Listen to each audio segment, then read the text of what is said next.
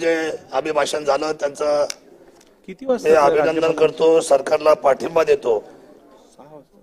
आणि हे शासन आपलं शासन हे दूरदृष्टीचं शासन आहे. अध्यक्ष महोदय, मला अनुभव आहे आपल्या शासनाबरोबर. मी 2014 ते 19 हा जो कार्यकाल मी पाहिलेला आहे, तो कार्यकाल या महाराष्ट्राचा आणि तदनंतर आताचं जे सरकार पुन्हा एकदा हे महायुतीचं प्रचंड बहुमताने आलेलं आहे. मी आदरणीय देवेंद्रजींचा, आदरणीय एकनाथजी शिंदे साहेब, आदरणीय अजितदादा या तिन्ही मान्यवरांचा आणि नवनिर्वाचित जेवढे मंत्री महोदय आहे या सर्वांचे मी मनापासून अभिनंदन करतो. आणि मला खात्री आहे की अतिशय प्रगतीच्या पथावर या महाराष्ट्र राज्याला पुढे नेण्यासाठी ही 5 वर्ष भरभक्कम राहतील, माझ्या मनामध्ये शंका नाही. आदरणीय महामहिम यांनी केलेल्या भाषणाला अनेक पद्धतीचे त्यांचे जे दिशा, जे विचार या महाराष्ट्राला नवप्रगतीच्या पथावर नेते आहे. त्याच्यामध्ये माझा किल्ले शिवनेरी छत्रपती शिवरायांची शिवजन्मभूमी 195 विधानसभा आहे अध्यक्ष महोदय. आणि मला सांगावं लागेल की 1 मे 1960 ला या महाराष्ट्र राज्याची निर्मिती झाली आणि तदनंतर हा मोठा प्रवास चालू झाला आहे. अतिशय कष्टातून आणि सर्वसामान्य शेतकऱ्यांनी, कामगारांनी आणि कष्टकऱ्यांनी आणि आपल्या सर्वांच्या विधिमंडळाच्या निर्णयाने हा महाराष्ट्र फुललेला आहे. आज मला शास्त्राला सांगावं लागेल की ब्रिटिश आपल्याला ज्यावेळेस सोडून गेले किंवा आपण त्यांना बाहेर काढला अध्यक्ष महोदय, त्या असलेल्या धरणांची जर आज परिस्थिती पाहिली तर त्या धरणामधून काळ काढणं अतिशय महत्वाचं आहे. मुख्यमंत्री महोदय, तुम्हाला एक पॉलिसी करावी लागेल या राज्याची. जेवढे काय आपले धरण आहेत त्या धरणातून आपल्याला 100% गाळ मुक्त धरणं करावी लागतील. कारण त्या धरणाच्या गाळामध्ये आपलं पाणी साचवायचा जो अंदाज आहे तो अंदाज चुकतो आणि त्यामुळे सन्मान्य सदस्य एक मिनिट, सोनावणे साहेब एक मिनिट. सभागृहाची बैठक आपण 5:45 चालवणार. धन्यवाद अध्यक्ष महोदय. तर ह्या धरणाच्या गाळातल्या बाबतीतला एक पॉलिसी निर्णय शासनाचा व्हायला पाहिजे. त्यानंतर मराठी दर्जा, जो अभिजात दर्जा आपण दिला केंद्राने, मी कौतुक करतो केंद्र शासनाचे. पण त्याच्याबरोबर एक गोष्ट आवर्जून सांगेल मी सभागृहामधून एक सदस्य नात्याने, की आपलं जे इतक्या वर्षाचं जे भांडण आहे सीमा रेषेवरचं, बेळगाव आणि निपाणीची जी आपली मराठी माणसं आहे, त्या सगळ्या मराठी भाषणाच्या बाबतीतलं, मराठी भाषिकांच्या बाबतीमध्ये आपण केंद्राकडे एक अद्यावत अशा पद्धतीचा पुन्हा एक प्रस्ताव पाठवला पाहिजे. आणि त्या सीमालगतचा प्रश्न इतक्या वर्षाचा हा निकाली लावण्यामध्ये देवेंद्रजींनी पुढाकार घेतला पाहिजे आपल्या सर्व विधिमंडळाच्या वतीने, अध्यक्ष महोदय आपल्या वतीने. आणि आपली जी गावं तिकडे जी राहिलेली आहेत त्या बाबतीमध्ये निश्चितपणे केंद्राशी बोलणं करून ही सगळी मराठी भाषिक गावं आपण आपल्या महाराष्ट्रामध्ये आणली पाहिजे. साहेब, आपण एक नवीन क्रांती केली. खरं तर महाराष्ट्र राज्याच्या 75 वर्षामध्ये निर्मितीपासून कधीही पर्यटन खात्याला कॅबिनेट खातं नव्हतं साहेब. पण त्या काळामध्ये 2014ला आपण एक ऐतिहासिक निर्णय केला आणि पर्यटन खात्याला आपण कॅबिनेट मंत्री म्हणून जयकुमार रावलजींची पहिल्यांदा आपण त्या ठिकाणी त्या मंत्रिपदावर नियुक्ती केली. आणि विशेष म्हणजे त्या दिवशीच्या 3 दिवसाच्या त्या अधिवेशनामध्ये आपण किल्ले शिवनेरी जुन्नरला आपण महाराष्ट्र राज्याचा एकमेव हा पर्यटन तालुका म्हणून 2018 मध्ये मंजूर केला. मी शासनाचे धन्यवाद देत असताना मला सांगावं लागेल की मागच्या 5 वर्षामध्ये या तालुक्याला पर्यटन विभागाच्या वतीने 1 रुपया दिला गेला नाही. पण एक गोष्ट निश्चित आहे साहेब, आता तुम्ही आहात आणि मी सुद्धा आपल्या बरोबर आहे. हा जो विशेष जो तालुका पर्यटन झालेला आहे याच्या बाबतीमध्ये 5,000 कोटीचा DPR करण्यात यावा. तो लवकरच आम्ही कलेक्टरच्या माध्यमातून करू, तो शासनाला आम्ही प्रस्तावित करू. आणि त्यानंतर दरवर्षी जे काही आपलं पर्यटनचं खातं धोरण आखेल त्याच्यामध्ये किमान 500 कोटी रुपये दरवर्षी हे छत्रपती शिवरायांच्या निसर्गाने उभ्या असलेल्या आमच्या किल्ले शिवनेरीच्या या पर्यटन तालुका आपण द्याल, अशा पद्धतीची भावना या ठिकाणी व्यक्त करतो.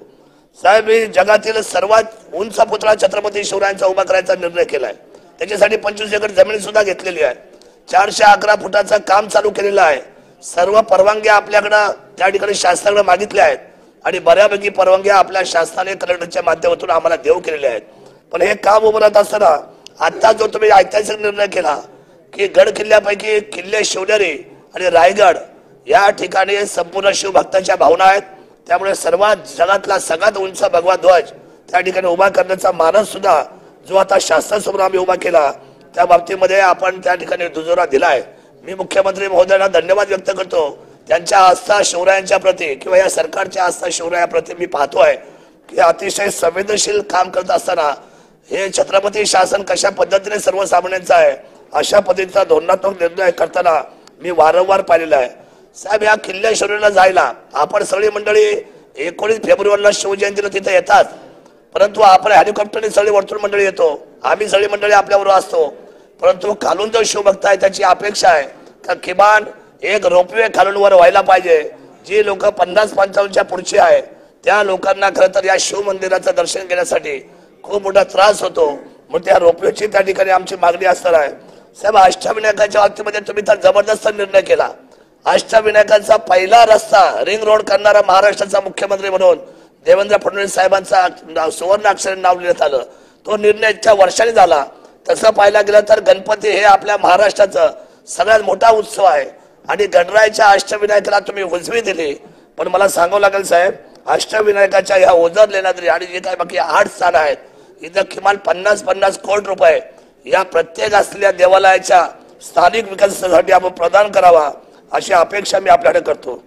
साहेब, मधल्या काळामध्ये आपल्याला माहित आहे की जे बजेट झाले महाराष्ट्राचे ते बजेट आधी सुरुवातीचा अर्थसंकल्प एकच बजेट होतं. त्यानंतर मधल्या काळामध्ये शासनाने त्याच्या बरोबरीने आदिवासी बजेट सादर केलं. साहेब, माझी अपेक्षा अशी आहे भारतामध्ये महाराष्ट्र शासनाने अजून एक क्रांतिकारी निर्णय करावा.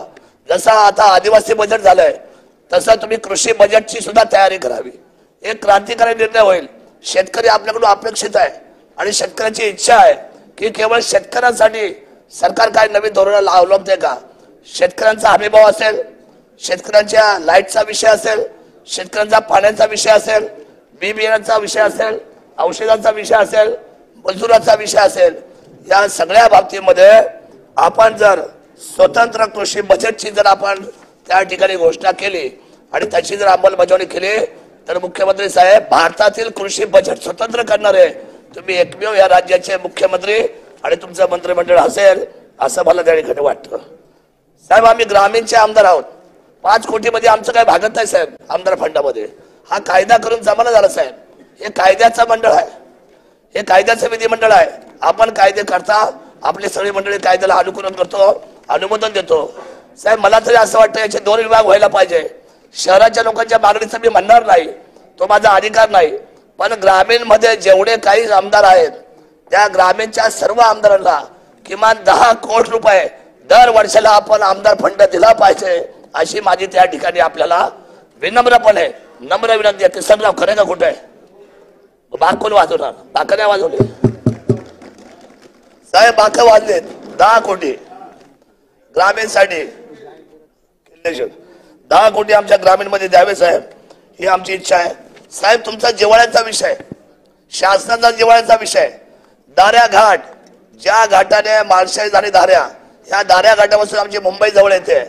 या मुंबईचा प्रवासी आमच्याकडे फार जलद गतीने लवकर येईल.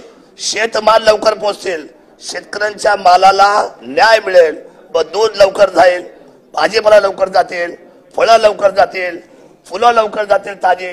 ते जाण्यासाठी दाऱ्या घाटासाठी तुम्ही आग्रही आहात साहेब.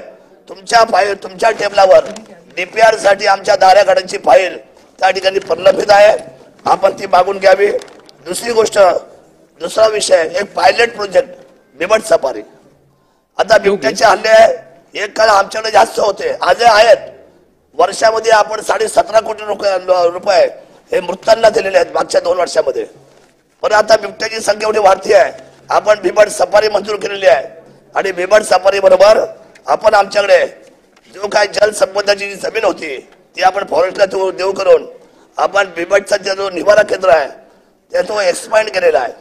ते काम चालू झाले साहेब. पण बिबट सफारीची अंतिम मंजुरी ही सुप्रीम कोर्टाकडे आता आहे. तुम्ही जर विनंती केली तर आम्हाला 100% खात्री आहे की बिबट सफारीला तुम्ही जे 60 कोटी रुपये टाकलेत ते आमचे अजून पडून आहेत तसे, त्याच्यावर काम व्हावं. साहेब, अंगणवाडी आणि आशा वर्करच्या बाबतीमध्ये एक चांगला निर्णय व्हायला पाहिजे. सगळ्यात जास्त काम करून असेल ना या संपूर्ण ग्रामीण व्यवस्थेमध्ये सगळ्यात महत्वाचा जर कोण असेल तर ते आमच्या अंगणवाडी सेविका आहेत, आशा वर्कर्स आहेत. त्यांचे पगार आणि त्यांची कामाची पद्धत पाहता त्या पगाराला एक चांगला धोरणात्मक निर्णय होऊन त्यांच्या पगारामध्ये भरघोस वाढ व्हायला पाहिजे असं माझं मत आहे. साहेब, आपलं शासन खाली आणि वर एकत्र काम करत आहे.